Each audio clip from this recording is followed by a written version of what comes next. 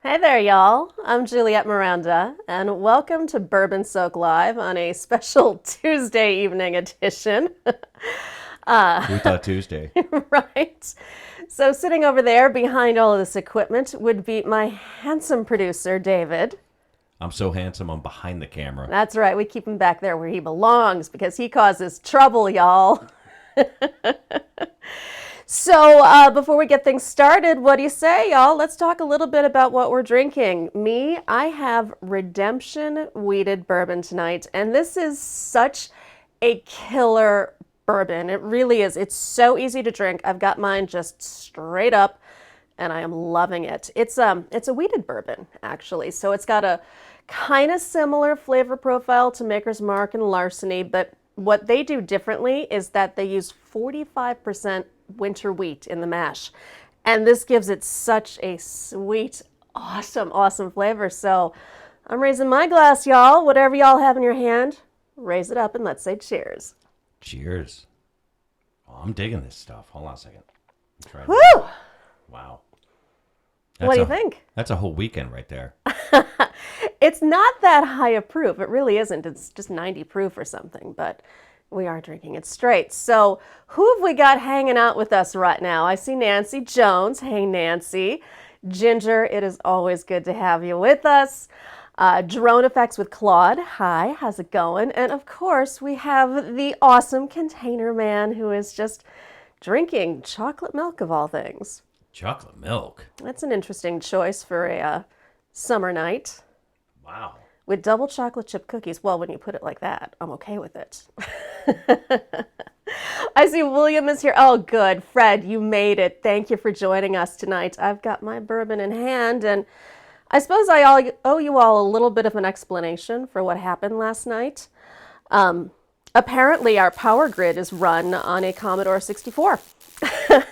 We had literally just pressed live on the computer over there, and it went live for maybe 10 seconds, and then zip, nothing. Nothing at all. I panicked and I blamed David, the producer, of course, because That's what you do. that's what I do.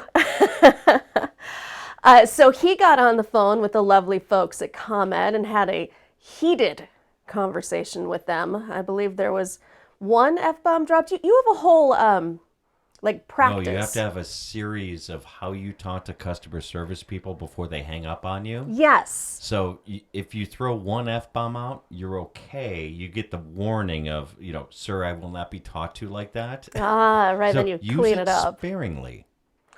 Well, at any rate, we were without power for a couple of hours. I guess it was about 9-ish when it came back on. Is that right? 9 o'clock at night, yes. Yeah, so our neighborhood, and what's crazy about the way our neighborhood worked is that I'm in this townhome complex, and essentially it's two big circles. So there's an inner circle and an outer circle, and we're in the inner circle. And the inner circle is on some power grid that was constructed in the 20s. And I'll tell you, a jogger can knock this thing out. It is so delicate. So we went out, but the people on the outer circle did not go out. So why didn't we use their internet then? Well, exactly. We should have just broke into somebody's house. I mean, it happens all the time, right? We might as well be the ones doing it. Brutal. That was so tough. So I apologize. It was totally out of our control. And because we didn't want to pack up all of our gear and go to McDonald's and broadcast from there, we just decided we'd go tonight and hang out and chat with y'all. Well, it looks like Fred is drinking some beer and William has hams. I haven't heard hams since like the 70s. Is hams beer? Or is that... hams was a beer in the 70s. I don't know if he's drinking something that's a different kind of hams, but it's the only hams I know. Huh. I'm not really a beer gal. I don't drink it that often, so I don't know much about it. But everybody tells me that it's way better than I remember it being because, I mean, I came of age with, Pabst and, just the awful Budweiser. And, that's what we'd get hammered on at all of our high school parties. So I haven't really had it since I started drinking whiskey. But I hear that with like the IPAs and with some of the more craft stuff, it's, aged in bourbon barrels and stuff like that. So I don't know, maybe I need to try it again. No. I'll stick to bourbon. Stick to bourbon. It's just lighter, right? I mean, it's easier to drink. Well, it's easier to carry in a flask. This is also true. It definitely travels well. Ooh. We are going to be drinking a buttload of bourbon this weekend. I kind of think so, yeah. A total buttload of it because we're going to New Orleans. Going to New Orleans. We're going to New Orleans. I don't know if y'all have been, but I have to say, New Orleans is the greatest place that I know personally in this country. And I'm sure there are plenty of beautiful other places, but for me personally, I shouldn't really tap my microphone like that, should I? No, that's probably not a good idea. For me personally, I respond to New Orleans. It feels like home to me. Like I should be there. I don't know. It's perfect. Well, you've pretty much said that in the next couple of years, if we don't move there, then you're moving without me. So I get it. I have laid down a rather nasty ultimatum to my poor guy back there, but I don't see you complaining too hard. Oh, I want to go. I mean, there's so many different facets to New Orleans. And what I wanted to start off by telling you all about is probably the one thing that defines what makes New Orleans so special, I mean, to us anyway. And it's actually a person that we met named Paxton. And this was, I guess, 5 years ago, maybe. It was our second trip to New Orleans. Oh, it had to have been more than 5 years then. Yeah, it was like 7. 7 years then. Yeah. We were stumbling around the French Quarter and walked. So everything is kind of grid-like in the general French Quarter area. And then just off of the quarter is the Marigny. and that's where Frenchman Street is. So we had walked over there and wound up in this tremendous dive bar where you can get a haircut and also do your laundry. It is, it's just dirty and dark. And it was maybe 2 o'clock in the afternoon. You know, it's the kind of place that's open 24 hours. Total locals You could place. say the name of the place. You think so? Yeah, sure. Checkpoint Charlie's. Yeah, it's awesome. It is my favorite dive bar in New Orleans. It's so perfect. And sitting there alone at the bar was this guy named Paxton. And I'll tell you, he looked exactly like Jason Segel. I mean, right down to the hair, the face, the mannerisms, all of it. Yeah, it was very weird. Dead ringer for the guy. And he just started talking to us like he knew us, and he was a local, and he starts telling us this story about this tragic love that he has with a girl named Sylvia. And he actually opens up his wallet and he pulls out this bent photograph of her and he unfolds it and he shows it to us, and he's just all reverent about it. He's telling us how, you know, they had this doomed love and her father forbid them from being together, and then she forsake him for somebody else. I mean, it was a beautiful story. And, you know, the more we drank, the more he opened up, and he started playing songs on the jukebox that reminded him of her. Yeah, Journey. No, he was playing better songs than I'm kidding. Journey. It's a joke. But he was just so passionate about it and just so open, and he kept buying us drinks and buying us drinks just to sit there and continue talking to us. And it's that kind of welcoming atmosphere that really defines what New Orleans is. It's about the people, and it's about knowing each other and having fun and talking. But here's what's cool. So we had to ultimately leave, and we said goodbye to Paxton. But we went back to that same bar almost at the exact same time the following year. Right. And we asked the bartender, you know, do you know Paxton? And she says, of course I know Paxton. We all know Paxton. And she hadn't seen him lately, but year after year, we keep going back to that same bar asking about Paxton. And through the bartenders, we've actually heard a greater story about him. So for a while, they were concerned about him because they thought he was getting into drugs. But the grand conclusion of all this is 2 years ago, we went to the bar and the bartender said, you guys aren't going to believe this. He and Sylvia got back together. Yeah, isn't that wild? It gives me chills. I mean, Paxton's kind of like our living New Orleans ghost, I guess. You know, he's just our spirit guide in New Orleans, and it's in his own way. Yeah, and he was like a trust fund baby that had like lots of money. Yeah, it was crazy. He kept going to the cash station and pulling out cash and pulling out more cash. He didn't even need it. He was just like, I don't know what he was doing. Well, but buying us drinks is what he was doing. Yeah, we were drinking a lot. So Ginger says she's been to New Orleans once for lunch. You have to go back. You gotta go. Go back and experience it. Go back and experience what the French Quarter is really like. Containerman says there's sip and spin, drink beer, and do your laundry. Yes, I've heard of that. I think these bars that really encourage you to stay for as long as you possibly can are my favorite. You know, I mean, you meet so many crazy people in them. You know, you get to hear their stories and tell your own. There's something about a good bar. You know, I love it. I love sitting in a bar, and I love the atmosphere and kind of having this, I don't know, impermanent residency. I don't even know if that makes sense, but it's like you live there, but you don't. I don't know. Yeah, we feel like we live there. Maybe I've read too much Bukowski. Well, and when we go there this week, we're going to be meeting up with Redneck Anthony. Did we make that happen? Yes, it's going to happen on Thursday. Ah, very good, very good. I Redneck wasn't sure if it was going and to. his wife Donna. Excellent. Some other great YouTubers. So we are so excited to be able to go out and finally go out and meet a couple of folks. And we're meeting them for lunch, right? Lunch, dinner. We should do the Gazebo Cafe. Voodoo. I don't know. There's going to be a whole bunch of stuff going on. I don't know. Well, I'll tell you what's going on Saturday, y'all. And this is another thing about New Orleans. Just so cool. Oh, and by the way, I see Cardoso Media is here. Hi there. How's it going? We're talking about New Orleans, and I am about to launch into the Red Dress Run. Oh, really? Oh, yes. And there's a great photo that you're going to see in just a couple of seconds here. Shushy. The idea of the Red Dress Run is that it's sponsored by the Hash House Harriers. And this is a running club with a drinking problem. So this is, in its core, a charity event. where they sponsor or where they support all sorts of local charities and groups and everything. But what happens is that everybody wears a red dress and they run through the Marigny into the quarter, and then it winds up on Bourbon Street where there's a gigantic party. Now, you don't have to be a part of the run to be a part of the party. So everybody, and I mean everybody in the French Quarter, puts on a red dress and they wander over to Bourbon Street for this all afternoon just blowout. It is like Mardi Gras in red. It's so cool. It's the weirdest thing. You want to talk about the first year that we were there? Well, the first year we were there, we didn't know what the red dress run is. And we were the only people in the entire French Quarter who weren't wearing red. We looked like total tourists. It was mortifying. It was mortifying. And I wound up dancing on top of a barrel at the Bourbon Cowboy. How unusual. They have a mechanical bull there, too. Had, that's right. No more. We'll get back to that in a moment.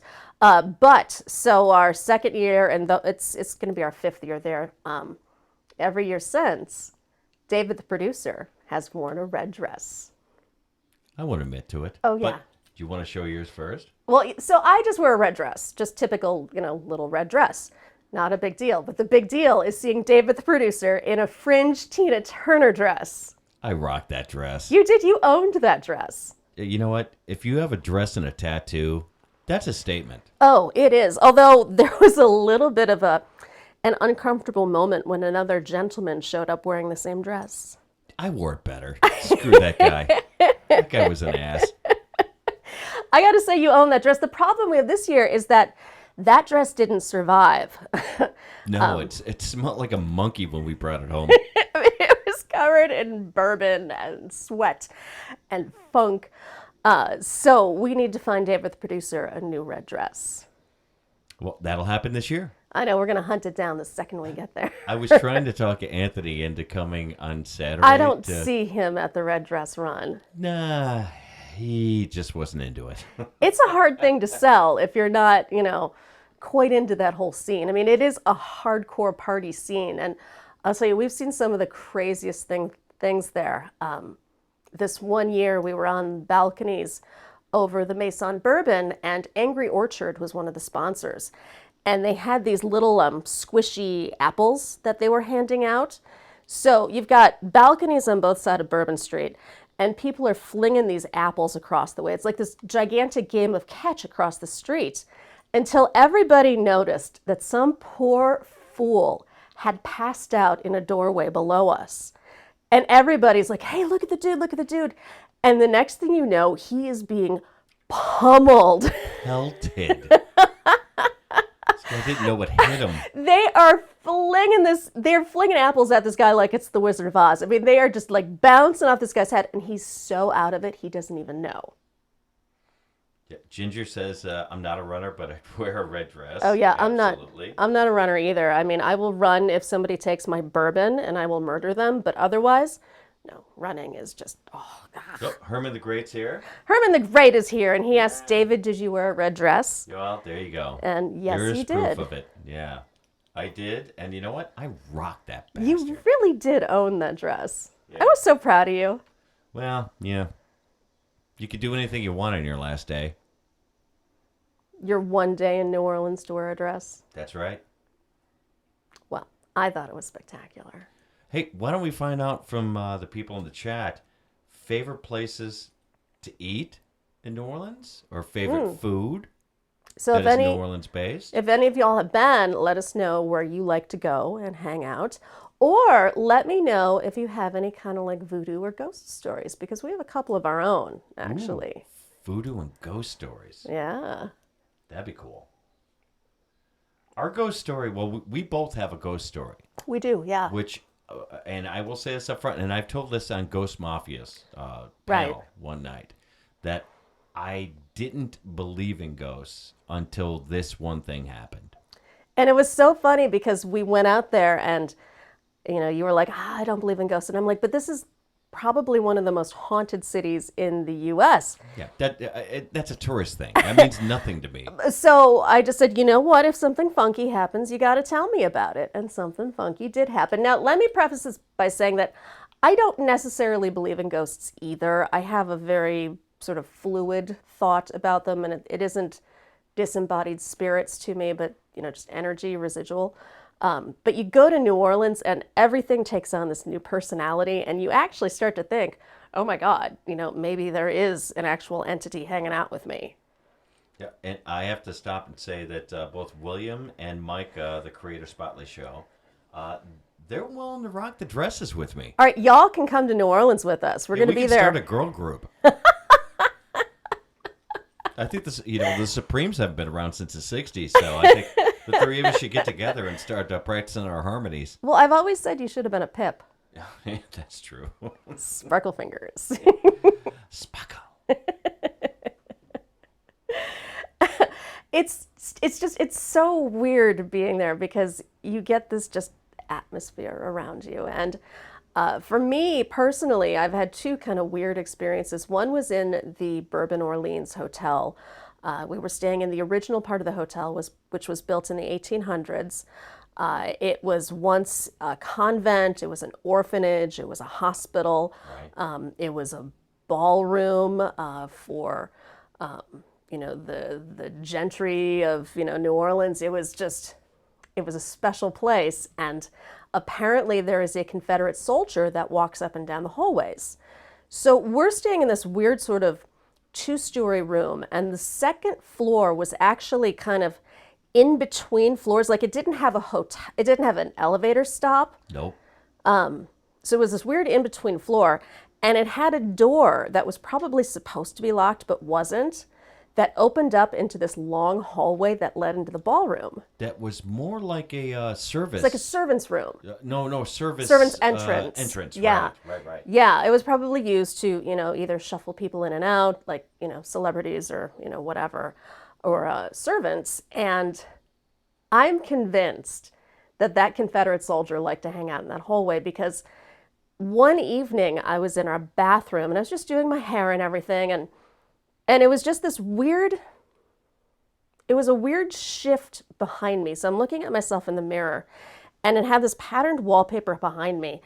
And I saw the wallpaper move. Like I saw the flowers just change perspective, like something had just crossed over them. We call that bourbon. Admittedly, I'd been drinking a lot of bourbon. Can I pause you there for a second? Yeah. We have a couple things here. This is my favorite place to eat in the drive-through margarita places. What? That's I told a thing? you they have drive-through bars and liquor stores. We never rent a car there, so I didn't know you can actually drive through. Oh yeah. Wow, that's Yeah.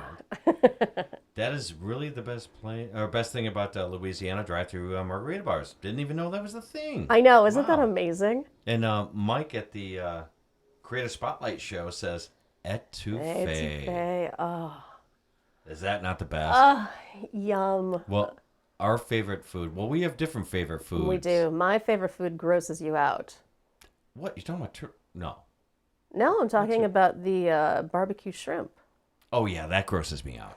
So what they do, this is Louisiana barbecue shrimp, so it's not like a barbecue sauce. It's a whole head-on shrimp with shells, and it's in a Worcestershire sauce with a lot of butter and a lot of pepper.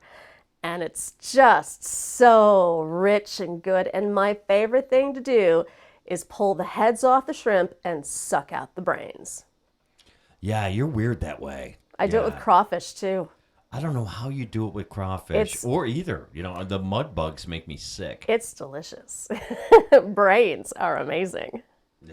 Gonna suck your brains and gain your knowledge. Yeah, well, that's what you do. I am a huge fan. Well, I love the po' boys, as you know. You do. But my absolute favorite food in New Orleans has to be...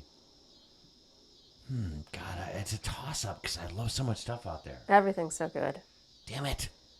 It's the red beans and rice. Oh, red beans and rice. So this brings us to Vaughn's. Vaughn's is another one of those dives. It's in the Bywater. It's just outside the French Quarter.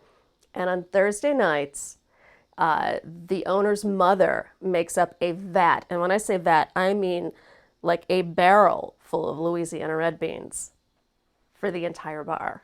And how big was that ham hock bone in the center of it? Oh, it's crazy. You scoop it out, and it is It's a bone. I wanted to ride that thing like a bull around the goddamn bar. So damn good. Toyman says he doesn't think I'm that kind of girl to suck brains. Yeah, she's a brain I sucker. have so many jokes right now that are just going through my head right now. I don't even know what to We do can with make myself. this age restricted. Go ahead. I don't give a shit. That's not all I suck. And Dr. Fish says you're a beef guy, which makes me question your name. Now, if that's your last name, I'm fine with it. But Dr. Fish, that's not his last name. I know Dr. Fish. He's got an awesome channel, by the way, if you haven't seen it. But you are a beef guy, and I get that. And I'll tell you, you can get a hell of a pork chop. Well, it's not beef, but you can get a hell of a pork chop at Muriel's. Oh, that's right. At Muriel's, they have It's a like that thick. badass pork chop. They smoke it, and then they like do a sear on it, and oh my god, it's so They good. ride it around the room for about 20 minutes. It's a whole. Oh my it's a whole god, thing. I'm like just so giddy right now. It's amazing. I can't wait to get to New Orleans. Well, what about your favorite cocktail that's not bourbon? I actually drink something it's pretty much my go-to in New Orleans. It's not bourbon. It's called a Pim's Cup. And it's made with Pim's number 1, which is a gin-based liqueur. Nobody knows exactly what the ingredients are, but it's kind of an herbal sort of flavor, but not overly so. And it's mixed with lemonade and a little 7-Up and cucumber. It's perfection. And you, well, Sazerac. No, actually, I was going to go with another cocktail because we usually stop at an absinthe bar when we go out there to New Orleans. And there is so much misinformation about absinthe. Why don't you share? Oh, let's talk about absinthe. Yeah, so there's the old Absinthe House, which is just a total, everything in New Orleans is a dive, but this is a very special dive. It's on Bourbon Street. We don't actually go there that often. We go to another place that's in Pirates Alley, where they have kind of a better absinthe selection. But the thing about absinthe, the myth goes that you dip the sugar cube in absinthe and then you light it on fire and then bring it back into the absinthe. Don't ever do this. I cannot stress it enough. This is a movie thing. It's a hack thing. This is the easiest way. And it was actually started in Prague. Because the Prague absinthe was so high proof and made with so many weird ingredients that you actually had to burn some of it off for it to be palatable. Now, French absinthe and Swiss absinthe and German absinthe, this is much more refined. It's a much better blend of herbs. Don't set it on fire. You'll ruin it. What you do is you just do a little bit of a water drip. Just let it loose and turn into that beautiful milky green cocktail, and oh, it's good stuff. Yeah, if anyone ever offers you a cube and they want to set it on fire on absinthe, you smack them. No, you pour gasoline on them. Yeah, set them on fire, not your absinthe. Exactly. So I'm refilling my drink right now, which is Redemption Wheated Bourbon, in case you didn't hear earlier. High wheat. It's 45% winter wheat. Easy for you to say. Hey, and by the way, don't close that up. Hey, you got a producer over here. Good grief. Jesus. Hi, Blended Whiskey. How's it going? Jamie Slate Music. Hello. Yes, we all know your glass is empty. She must be new. And Mother Nature is here. Hi, Mother Nature. Oh, Lord, Mother Nature. So, Mother Nature, we've been talking about New Orleans and New Orleans ghost stories and the food there. So, if you have any, ghost story you want to share, or any info that you know about New Orleans, something you want to hear about, or She's from the West Coast. I don't know if she's well. It would be interesting to hear if Mother Nature has been to New Orleans. well, this applies to all of you too. If there's anything that just questions you have about New Orleans, we've been countless times, so we know it all mostly. Know it all. We haven't even seen a quarter of it. That's the beautiful thing about New Orleans is that. Again, easy for you to say. I know, what's wrong? You know what? I bit my tongue and I have one of those weird little bumps on it now. It's totally tripping me up. It's driving me nuts. The beautiful thing about New Orleans is that you can go a million times, you can live there, and you will never know everything there is to know about it. My favorite thing is actually going and looking at places, because we've actually gone out and priced places to go out there and move, and they either sell the place as haunted or non-haunted. And you pay a premium for hauntings, which I see the Shape just joined us, and that'll make you laugh, sir, because paying a premium for an apartment loaded with ghosts is just absolutely ridiculous. That's right. To pay extra for a haunted apartment or house, yeah, go screw yourself. Crazy. So I once got into a fist fight in New Orleans. That was my favorite day ever. We were, and you know what? I always laugh because I tell my guy that, we don't spend that much time on Bourbon Street, and we really don't, but all of our weird stories take place on Bourbon Street. Well, it's the most touristy part of New Orleans, and we go there mostly during the day because it's a little bit more calm and, it doesn't get so knifey. Bourbon Street, and that's actually a good point to bring up, is that Bourbon Street definitely can have some dicier areas the further towards the central business district that you get. But for the most part, New Orleans has really stepped up its police presence. And in the past 5 years or so, they've really cut down on a lot of crime, especially small petty crime. So it's still tremendously safe, but it can get crazy, especially when you're there during something like Red Dress Run, which is where we were a few years ago.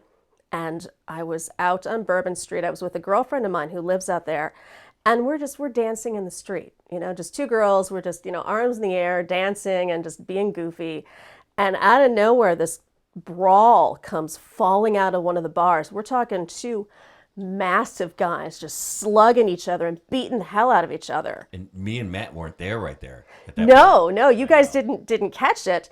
And Heather, my girlfriend, manages to kind of scoot out of the way. Me, I'm oblivious. I'm like, wee, New Orleans, and the guys actually they didn't deliberately do it, but they kind of got me in the middle of this fight.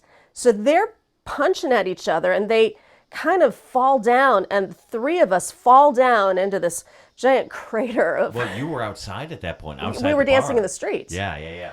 And they fell down on top of me. So now I'm sandwiched between these two guys who are still, by the way, beating the crap out of each other with me in between them, laying in a puddle of goo on Bourbon Street. And I'm like screaming for help. And David and our friend Matt start trying to pull the guys off of me, and they're slugging them. And there's a big difference between pulling and beating them up against the side of their heads. You are scrappy when you mean business. I mean, you were just kicking the one guy in the head. Well, he was on top of you. What am I going to do? Well, I agree. That's what you do. I'm not a violent person, but you know what? It's a love and peace until you're on top of my girl. Until, your girl is, in trouble.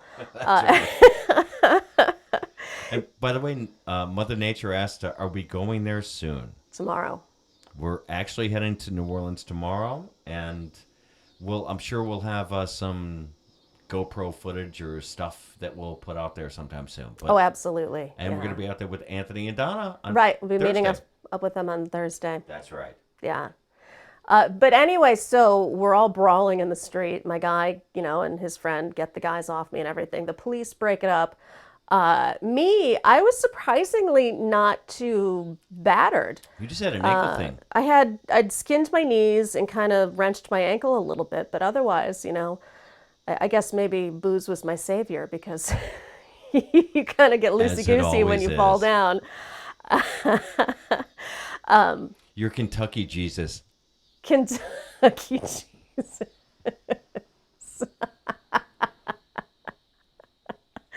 I see the shapes as I get myself into some strange situations. And yes, indeed I do. And we should actually change David's name from David the Producer to Kick Him in the Head Producer.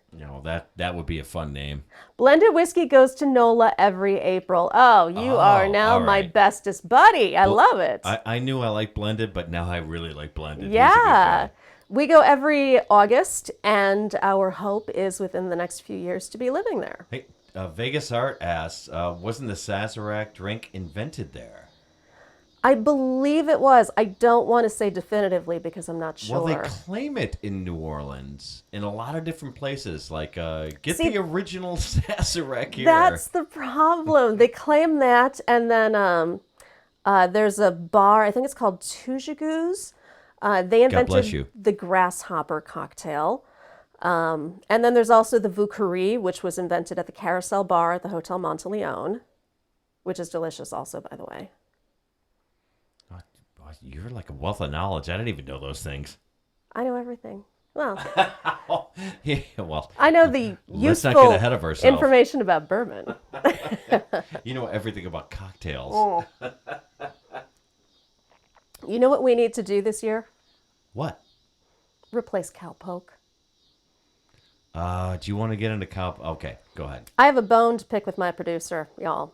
Yeah, and my bone's already been picked, so. So last late. year, really? Last year, I encountered the most glorious, I don't know what you would call him. I guess you would call him a work of art. I'd call him a trinket. He was a work of art. He was a statue. And he had this little base, and it was a merman.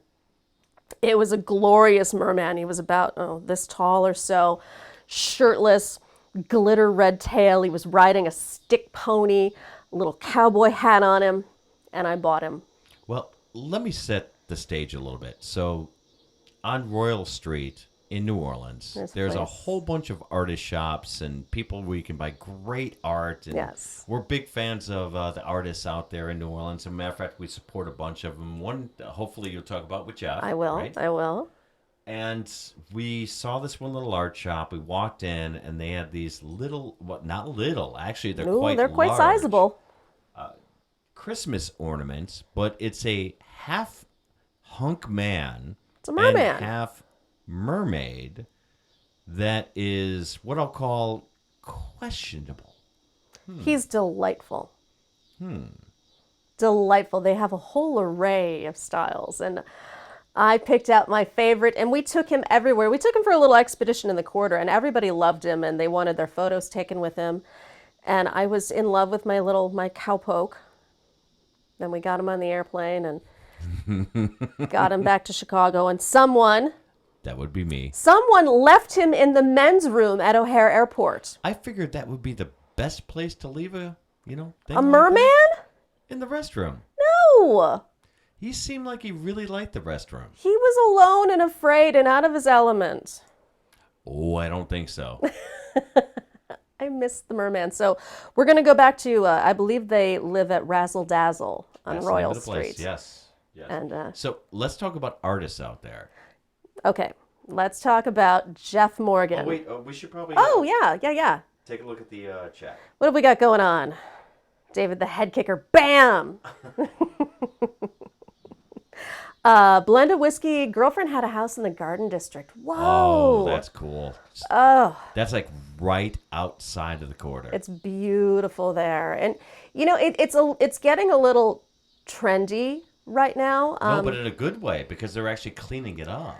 Because it was kind of really tough over there. Because that's by for a little while. What isn't that by the casino? Or am I Oh, crazy? you're crazy. It's further down the streetcar line. Okay, I'm crazy. Much like further down. it Yeah, says you're, on my, you're thinking of the CBD. Oh, that's what I'm You're thinking of, the CBD. CBD. Yeah. Yes. No, the Garden District is where they have the beautiful houses and the restaurant Commander's Palace is there, or Commander Place, one of the two. Commander's Palace. Yes. But we're hoping to live in the French Quarter. That's our plan. No, it's a long-term plan. We'll see. Well, at least for a year. We'll see. That's right. But I'll live on the street. I don't give a shit. we are checking out the chat who we've got here. Have you been to Irene's in the Quarter? Yes, I've been to Irene's. Mother Nature says, "Oh, you look very pretty. Thank you. That's beautiful of you to say." She was talking to me. We can't see you. She was still talking to me. The Shape wants a merman. Wait until, we're going to get footage of our merman, and he's making it back home. I'm going to make a huge deal out of the merman. I will leave it in another bathroom. The Shape wants to know what the picture to my left is. That would be this one. It's actually a screened print from a comic book that they used my likeness in. Here, I actually have one, oddly Indeed, enough. he does. It's called Kindred Homecomings. So a comic book company reached out to Juliette. They wanted to make her a comic book character, oddly enough, and she is the sheriff, Melinda Clare. Yeah, in this comic book, which is very weird. Speaking of New Orleans art, Oh, that's our voodoo doll. I have a voodoo doll. Yes. It's not meant for ill will. This is actually it was blessed at a voodoo ceremony to encourage happiness in the home. So it's always just something we've had in our home, and I actually really like him. I don't know. I just think he's kind of cool. Yeah, he's our little voodoo guy. Oh, and didn't you leave something at? You should talk about the cemeteries out there too. Oh my gosh, I've got a great story. Speaking of ghosts and voodoo, here actually, we'll let him hang out with us right here. Oh, don't let him get lost like the mermaid. Or I merman, will sorry, take merman. care of him. So the cemeteries in New Orleans, Marie Laveau is buried at St. Louis Cemetery number 3.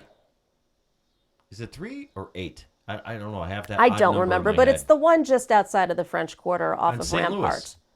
Rampart in St. Louis. Yeah. So what people do at the graves, they kind of do these elaborate markings like X's and everything. They leave tributes and candles. And not all of the graves are marked, but you can always tell if somebody from the voodoo community has been buried there because they have all the markings and the offerings in front of them. So one year I wanted to leave something just to, acknowledge that, I was there and just say hello. And, I love New Orleans. So I left one of our hotel room keys. Just, little thing, not a big deal.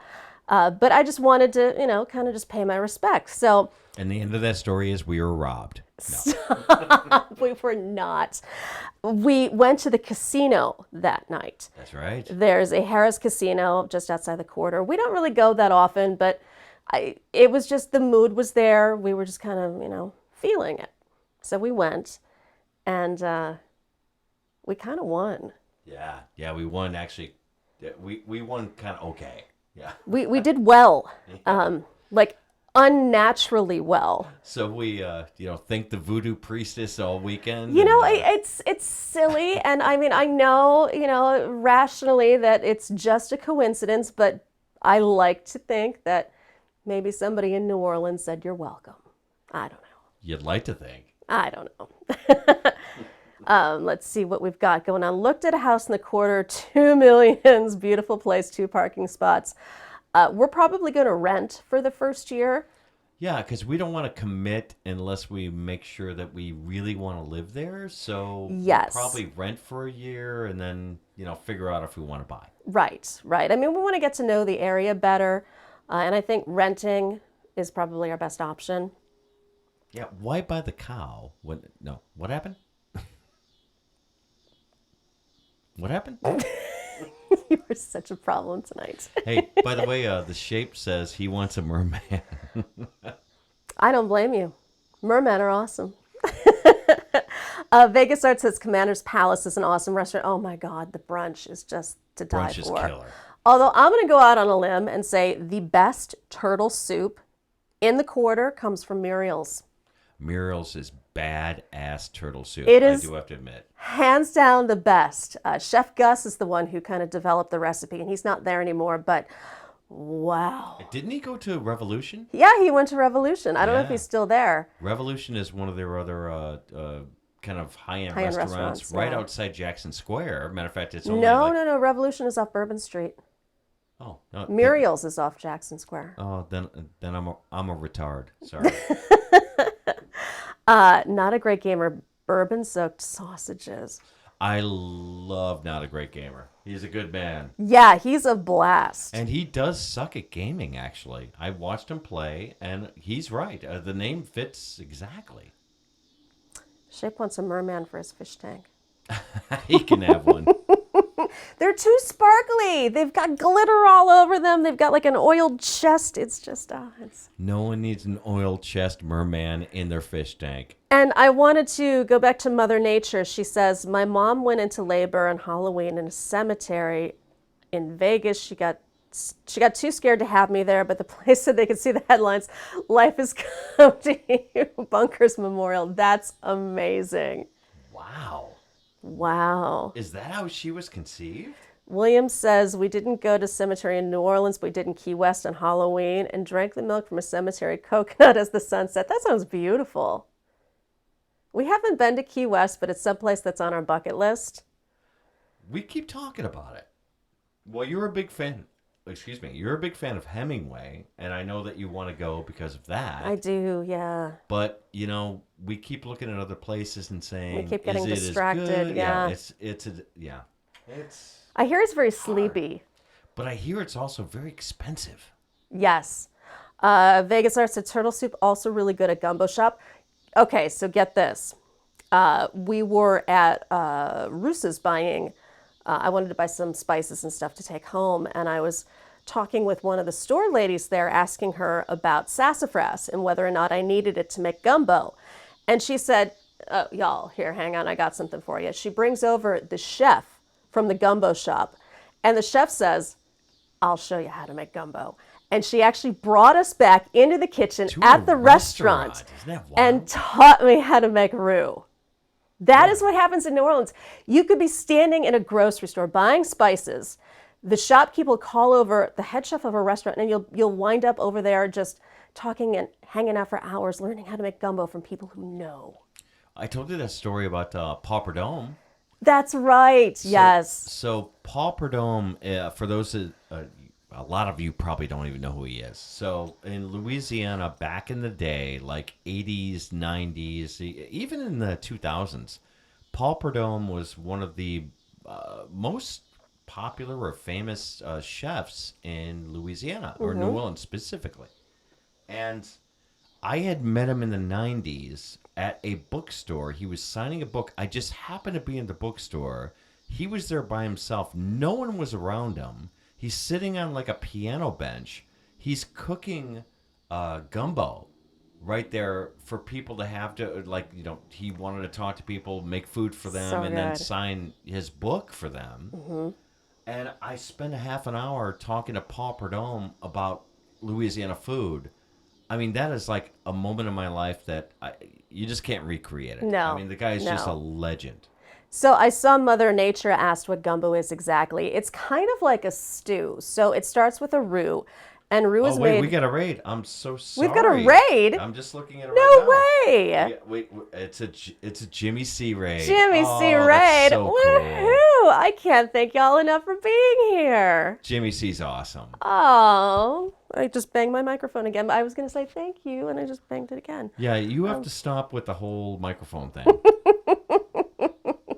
I can't thank y'all enough for just rating us. That's fantastic. Love you guys coming over. Thank you so much. That's so cool of you. So we're talking gumbo right now, and it's essentially a stew. It starts with a roux, which is made with oil and flour, and you stir it, and you stir it, and you stir it for at least half an hour, 40 minutes, until it turns this deep, dark chocolate color. And this is what flavors everything. And to that, you add the holy trinity of New Orleans food, which would be peppers, celery, and onion. Then you add chicken stock, cook it up. Then you add things like chicken thighs, andouille sausage. Sometimes you add seafood to it. Let it all cook together. You add a little garlic, you add some thyme, bay leaf, cook some more, and then you serve it over rice. And it is heaven. Oh, heaven in a bowl, y'all. That is like 4 kinds of badass. Oh, it's delicious. Hey, do you want to talk about Bourbon Soak Live? Oh, yeah. Since we've got all of you hanging out in here, it's not fair that you all have to look at me and I don't get to see you. So we thought we'd love to see photos of you and whatever it is you're drinking. If it's bourbon, if it's milk, soda, whatever it is, take a photo, post it to Twitter, and use hashtag BourbonSoakedLive. And next week we'll feature you on the show. Yeah, absolutely. Because I want to see who I'm talking to out here. And I noticed that Jamie Slate Music wants to know the name of the band that David was in the 80s. Now, oh my God, I was in a couple. We can't tell him all of them.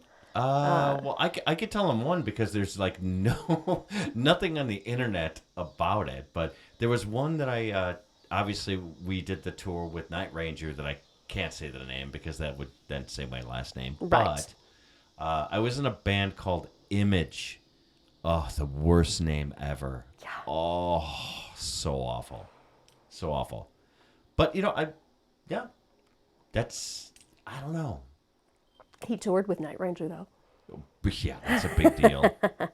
Shape says, I can't drink through my mask, but I'll try. You know what? If you dunk your head in the toilet and you fill your toilet with bourbon, I bet you it'll work. And Fred says, I can't drink bourbon, I'll end up in jail. Well, I wouldn't want you to end up in jail, sir. But whatever you got, beer, water. And there's Mr. Gaffa Haynes saying, I didn't know you could read, David. Or were you looking at the pictures? National Geographic. Well, thank you, Gaffa. And always nice to hear from you. And your the thoughtful, terms of endearment. Yes, and your love. It just. I love Gaffa. Gaffa's awesome. I see Nick Jones is here also. Oh my God, Nick Jones! I saw Nick Jones on a panel last night. That I'm a little twitchy still today. What did he do to you? He was shirtless, and I'm still a little twitchy. Fireball. Oh, Fred. Speaking of Fireball, there is a little waitress at a bar in New Orleans. She was a little hottie. Was she not hot? She was the hottest little thing I've seen in New Orleans. I mean, just a total flirty little sweetheart who knew how to sell shots. And she got us Hammered on Fireball. Hammered in ways I don't even think I can speak. You were seeing dead relatives by about 10 o'clock. Well, so we conned the DJ into playing Eastbound and Down, and I just remember grinding against her for the entire duration of the song. And I still replay that back in slow motion in my head. Yes, you do. Yes, you do. But what's funny is that, it's not really funny, it's a little tragic, but we went back to that same bar the following year. Totally tragic. It's a little funny too. She had the biggest black eye I have ever seen on a woman, on anybody in my life. I mean, this girl got punched. I don't know how, I don't know what happened, but we certainly didn't want to ask. New Orleans.